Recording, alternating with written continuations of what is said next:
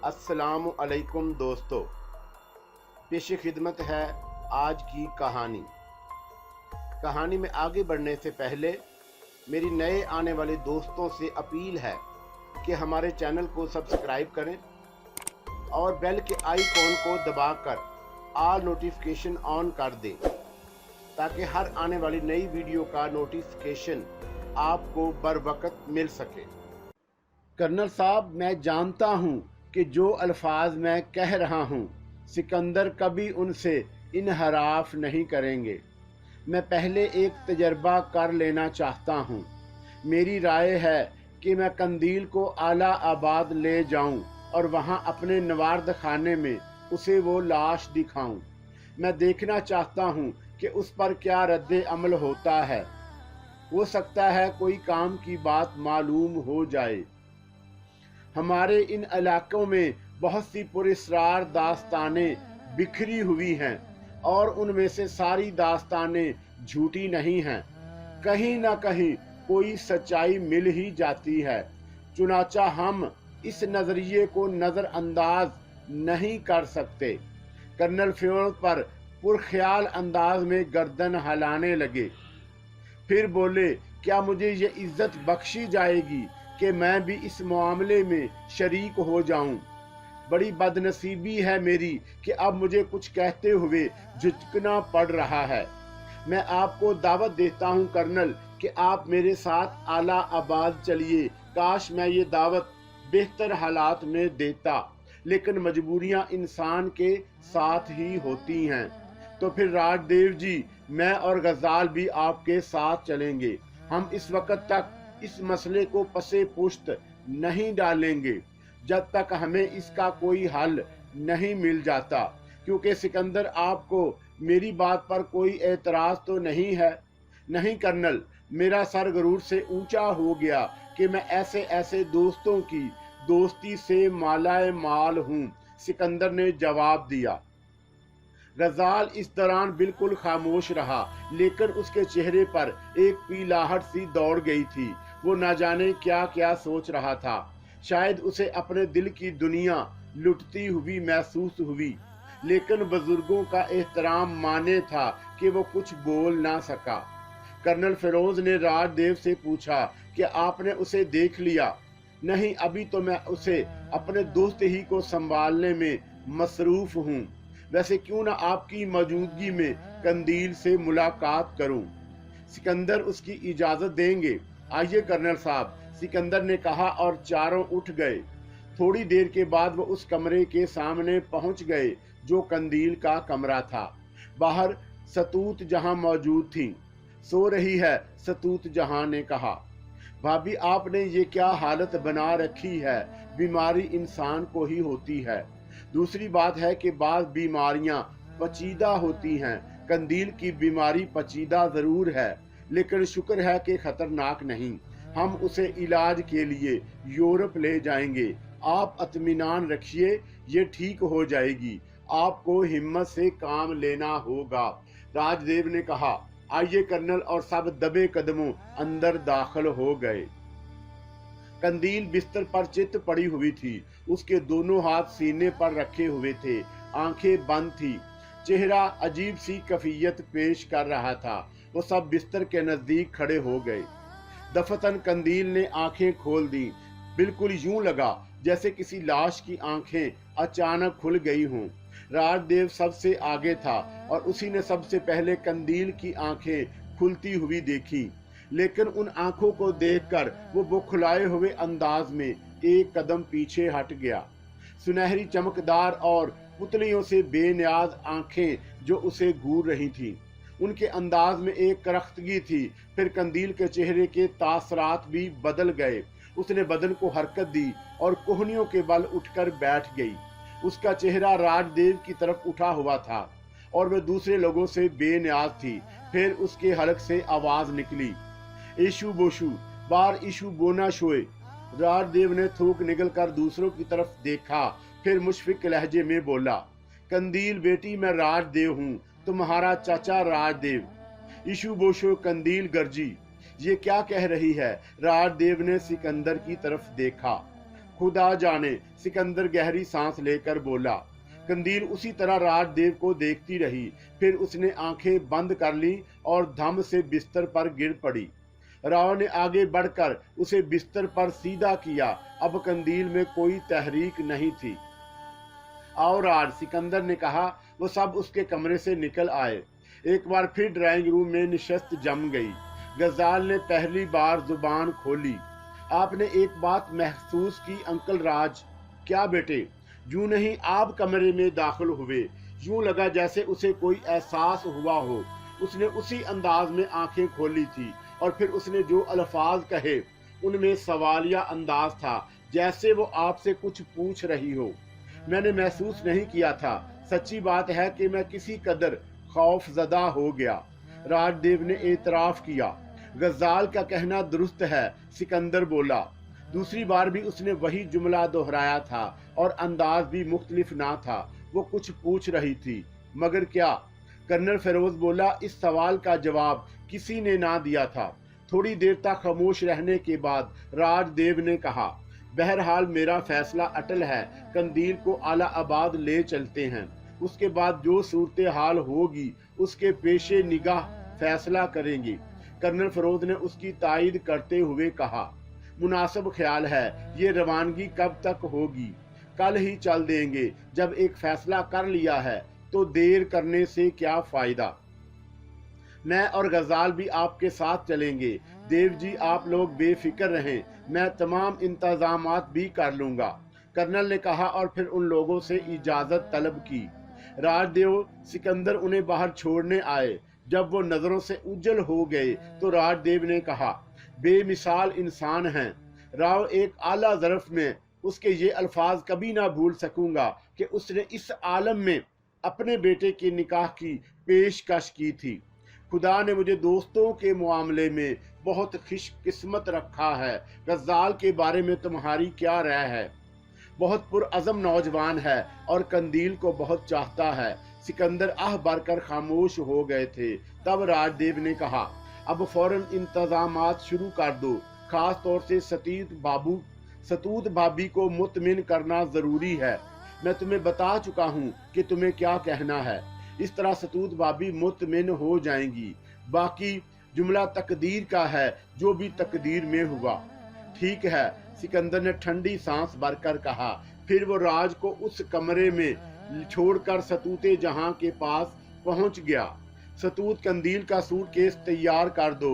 मेरे लिए भी चंद जोड़े रख देना। हम कल आला आबाद जा रहे हैं। क्या तय किया है आपने?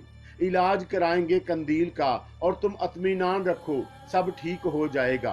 क्या मतलब? सतूत जहां ने सवालिया अंदाज में कहा।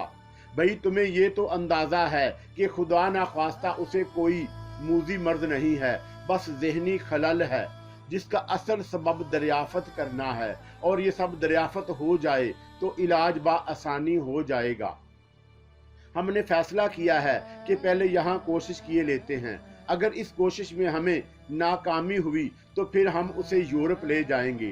तुम जानती हो, यूरोप में तो बड़े बड़े ज़हनी अमराज के मुआलिज हैं। अंदाज़ा यही कायम किया गया है कि कोई ऐसा ज़हनी जर्क लगा है कंदील को जिससे उसका ज़हनी तवाज़न मुंतशिर हो गया है। बेहतर तरीके से इलाज होगा तो वो ठीक हो जाएगी। फिलहाल हम उसे आला आबाद ले जा रहे हैं। मैं तुमसे दरख्वास्त करता हूँ सतूत कि अब उस नागहानी के लिए खुद को तैयार कर लो और हिम्मत के साथ वक्त गुजारो। बात बिल्कुल परेशान कुन नहीं है, वो ठीक हो जाएगी।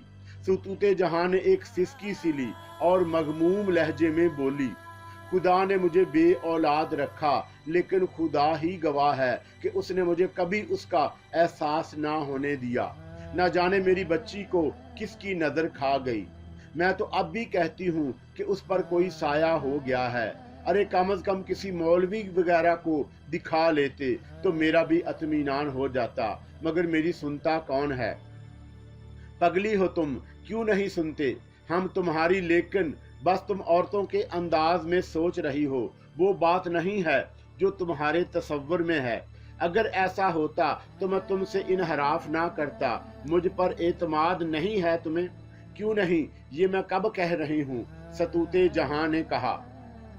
तो बस सिकंदर की बीवी बनो, हिम्मत के साथ हालात का मुकाबला करो। चलो शाबाश, अब तैयारियां करो, हमें कल ही रवाना होना है। सतूते जहां को इस अंदाज से काफी मुतमिन नजर आने लगी। बहरहाल तैयारियां मुकम्मल कर ली गईं। रात को तकरीबन 8 बजे गज्जाल आ गया और उसने आकर बताया कि कल सुबह 10:30 बजे की ट्रेन से आला आबाद के लिए जाने का बंदोबस्त हो गया है और बाकी तमाम इंतजामात भी कर लिए गए हैं। रात के खाने पर गज्जाल को रोक लिया गया। खाने की मेज पर वो सब पहुंच गए और खाना खाने लगे कि अचानक ही डाइनिंग रूम में कंदील दाखिल हुई। उसने बाल संवारे हुए थे, लिबास अलबत्ता वही था। गालबर मुंह हाथ वगैरह धोकर आई थी और इस वक्त बिल्कुल मुतदिल नजर आ रही थी। सब उसे देखकर हक्का बक्का रह गए। इन हालात में उसकी इस कदर बेहतर कैफियत का तसव्वुर भी नहीं किया जा सकता था। बहरहाल एकदम संभल कर उसका इस्तकबाल किया गया। कंदील फीकी सी मुस्कुराहट के साथ बोली, मुझे खाने के कमरे में नहीं बुलाया गया।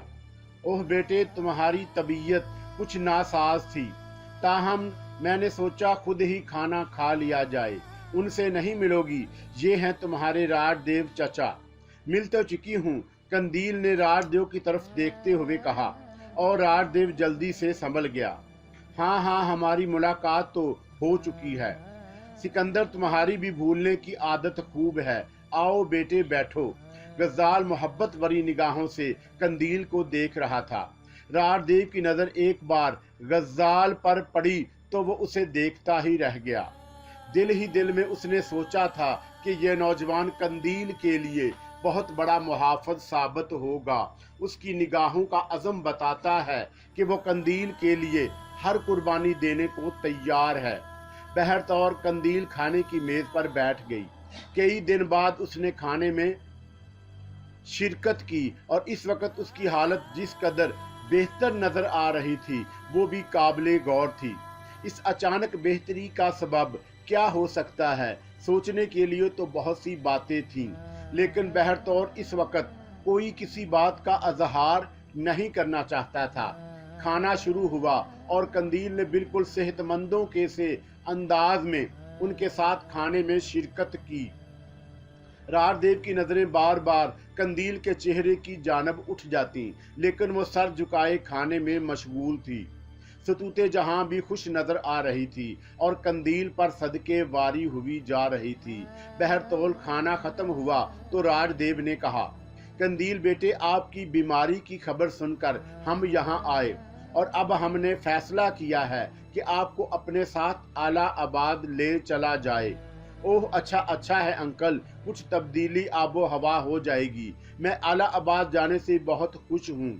कल ही चल रहे हैं हम लोग, तुम्हारे लिए तैयारियां भी कर ली गई हैं, राजदेव ने कहा और कंदील मुस्कुराने लगी। अम्मी भी चलेंगी आला आबाद? नहीं बेटा, अम्मी बाद में आ जाएंगी, सिकंदर ने जल्दी से कहा और कंदील खामोश हो गई। क्या ख्याल है यहाँ से उठा जाए? राजदेव ने गैर महसूस अंदाज में गज्जाल को इशारा किया और सब कुर्सियां खिसका कर खड़े हो गए। गज्जाल ने कंदील से कहा, आओ कंदील, बाहर चहल कदमी करें, मौसम बेहद खुशगवार है। हाँ, थोड़ी सी चहल कदमी करना जरूरी है, राजदेव ने कहा और कंदील खामोशी से गज्जाल के साथ बाहर निकल आई। दोनों कोठी के अकबी लान पर आ गए। अब कैसी तबीयत है कंदील?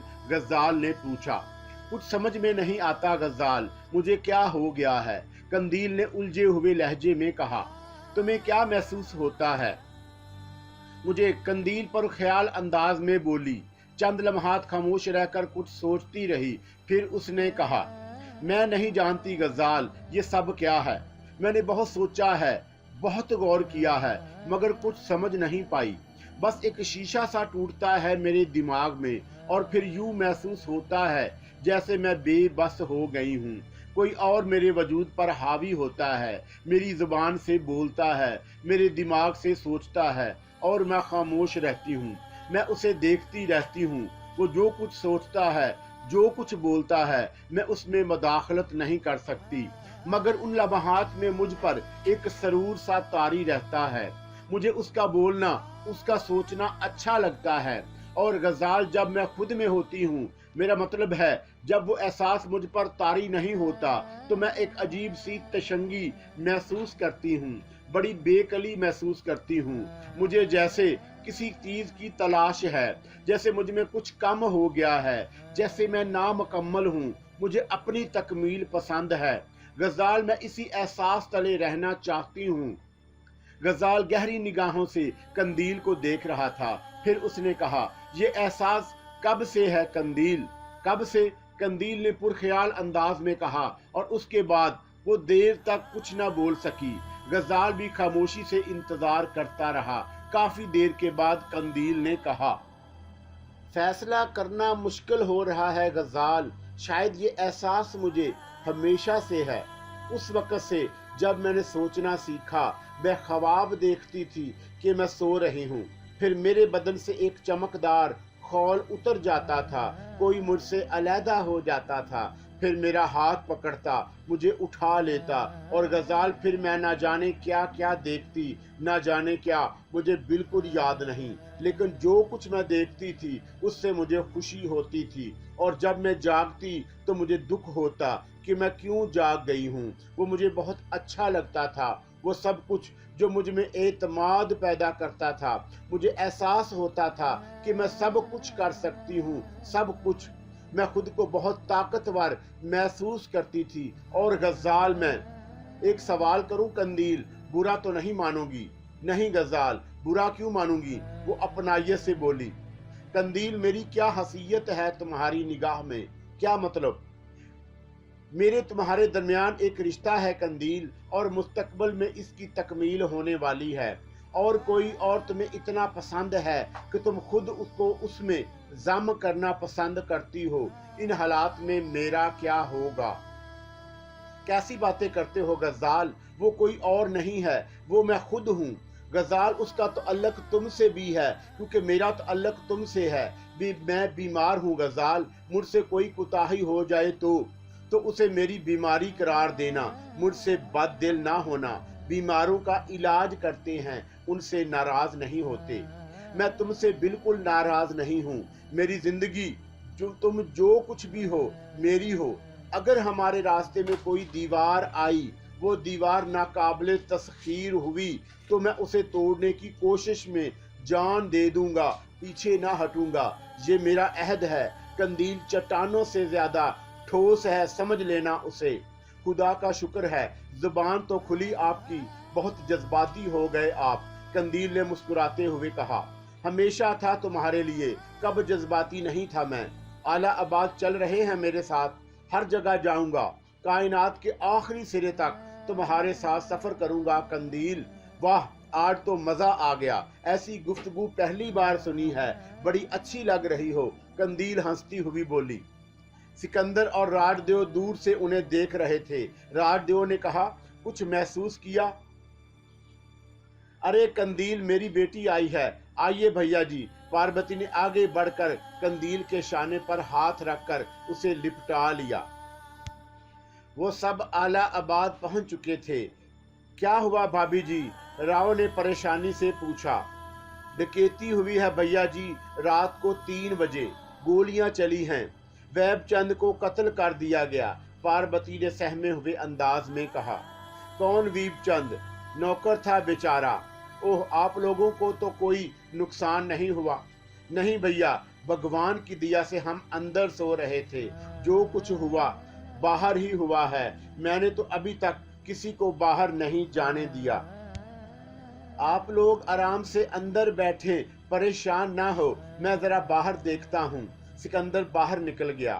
باہر پولیس افسر راردیو کو تفصیل بتا چکے تھے، جو یوں تھی کہ رات کو 3 بجے راردیو کے نوارد خانے میں کچھ لوگوں نے داخل ہو کر کچھ اشیاء حاصل کی۔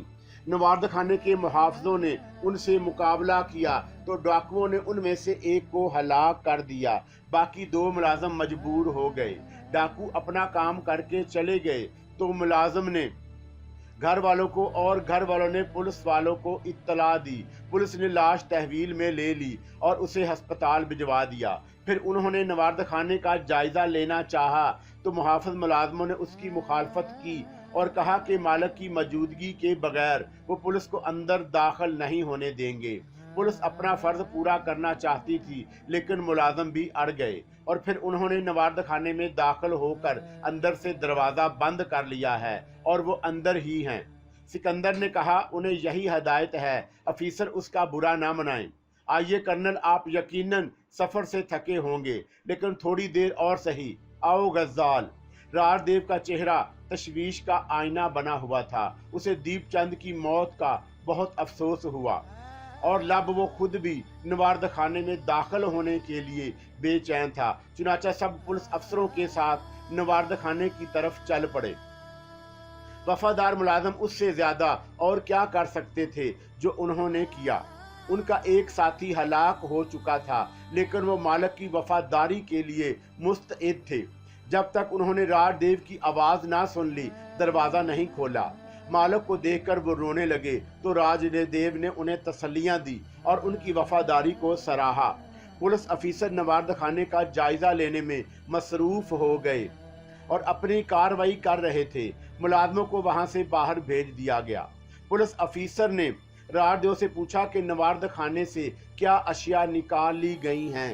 मुलाजमों से निपटने के बाद राजदेव इन तमाम कीमती अशिया का जायजा लेने लगे जो बिलाशुबा बेश कीमत थी, लेकिन तमाम ही चीज़ें अपनी जगह मौजूद थीं। अलबत्ता एक जगह नुमायां तौर पर खाली नजर आ रही थी। वो ताबूत था जिसमें लाश मौजूद थी।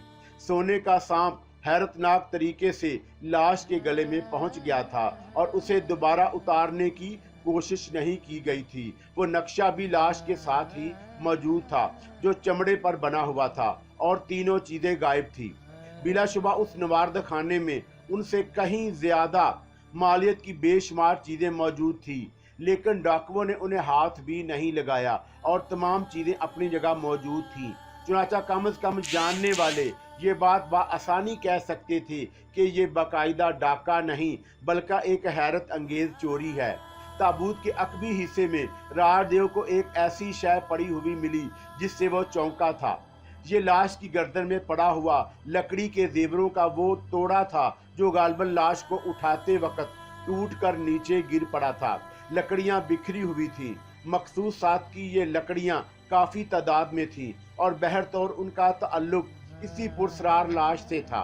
राजदेव ने पुलिस अफसरों को मुतमिन करने के लिए कहा कि जो शायद चोरी हुई है वो भी नवारदात से ताल्लुक रखती थी। एक हनूद शुदा लाश जिसकी गर्दन में सोने का एक जेवर था, बाकी और कोई शय चोरी नहीं हुई। पुलिस अफसर ने इस सिलसिले में राजदेव का बयान लिखा और राजदेव ने सादा से अल्फाज में चोरी की तफसीलात बता दी। मालियत वगैरह का उसने कोई तयन नहीं किया, बस यही कहा था कि डाका जनी करने वाले डाकू नहीं बल्कि सिर्फ नवारदात के चोर थे और एक नादर शय चुरा कर ले गए। पुलिस ने इस सिलसिले में उन मुलाजमों को मांगा था जो मुहाफिज खाने में मौजूद थे, लेकिन राजदेव ने सख्ती से इनकार कर दिया और कहा कि ख्वाब के आलम में भी उन मुलाजमों पर शुबा नहीं कर सकता। चुनाचा उनमें से किसी को पुलिस के हवाले नहीं किया जाएगा। मामला बहुत बड़े आदमी का था, इसलिए पुलिस भी इसे पुरस्रार ना कर सकी और उसके बाद पुलिस वाले यहाँ से चले गए। राजदेव और बाकी तमाम लोग नवारद खाने में ही मौजूद थे। कर्नल फिरोज और गज़ाल इस शानदार नवारद खाने को दिलचस्पी की निगाहों से देख रहे थे। कर्नल ने कहा कि कम से कम ये बात तो मेरी समझ में आ गई कि वही लाश चोरी हुई है जिसका तज़किरा हम लोगों के दरमियान हो चुका है। हाँ कर्नल, और क्या ये हैरत अंगेज बात नहीं है कि लाश ऐन उस वक़्त चोरी हुई जबकि कंदील यहाँ पहुंची। कर्नल फिरोज ने इस बात पर कोई तबसरा नहीं किया। खुद राजदेव भी इस बारे में कुछ नहीं कह सका। अलबत्ता उसने एक बार फिर उन लोगों को बताया कि जो पुरस्रार वाक़यात यहाँ हुए हैं, हो सकता है उनका भी चोरी ही से ताल्लुक हो। क्या कहा जा सकता है, लेकिन कहीं ऐसा ना हो कि कंदील का यहाँ लाया जाना बेकार हो जाए। लकड़ी के इस जेवर को एहतियात से समेट कर महफूज कर दिया गया। उस बात का शुबा भी था कि राजदेव को कहीं वो जेवर हासिल करने की कोशिश ना की जाए। चुनाचा लकड़ी के इन जेवरात को नवारद खाने में नहीं रखा गया।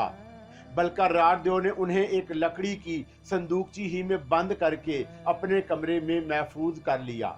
उसके बाद उन्होंने इस काम से फरागत हासिल की और अंदर आ गए। राजदेव ने इस बात पर कर्नल फेरोज और गज्जाल से मुआजरत की थी कि यहाँ आते ही उन्हें भी उलझनों का शिकार होना पड़ा। इस बात पर कर्नल फेरोज ने मुस्कुराते हुए कहा कि उन्हें सिर्फ इस बात का अफसोस है कि राजदेव का एक मुलाजम मारा गया, वरना ये पुरस्कार वाक़यात उनकी ज़िंदगी में बहुत दिलचस्पी का बायस हैं, क्योंकि इससे पहले उन्हें कभी ऐसे वाक़यात का सामना नहीं करना पड़ा। इसके बाद इस चोरी पर तबसरा होने लगा। ये बात बायस हैरत थी कि जो कोई भी नवार्द खाने में दाखिल होकर उस लाश को चुराने का बायस बना, वो कौन हो सकता है और उसे खसूसी तौर पर उस लाश ही से दिलचस्पी क्यों पैदा हुई। राजदेव ने बताया कि बहुत से लोग उसके नवार्द खाने की सैर कर चुके हैं और उसकी तारीफें की जा चुकी हैं, लेकिन इससे कबल कभी ऐसा कोई वाकया पेश नहीं आया कि किसी ने नवार्द खाने से कुछ चुराने की कोशिश की हो। राजदेव के जहन में नहीं था कि कभी ऐसा हो सकता है। कर्नल फेरोज ने मुस्कुराते हुए कहा, गालबन चोरों को ये इल्म हो गया था कि कर्नल फेरोज इस लाश को देखने आ रहे हैं, चुनाचा उन्होंने उसे उड़ा दिया। हम जानते हैं कि ये हमारे खिलाफ साजिश है। इस तस्करे पर सब मुस्कुरा उठे और देर तक इस सिलसिले में तबसरा आराइयाँ होती रहीं। राजदेव को इन दोस्तों की आमद की खुशी भी थी और इस हादसे का दुख भी। बेचारे मुलाजिम की मौत के सिलसिले में जाहिर है कि अब क्या किया जा सकता था। राजदेव ने पुलिस के मामला टेलीफोन पर दुरुस्त कर लिए।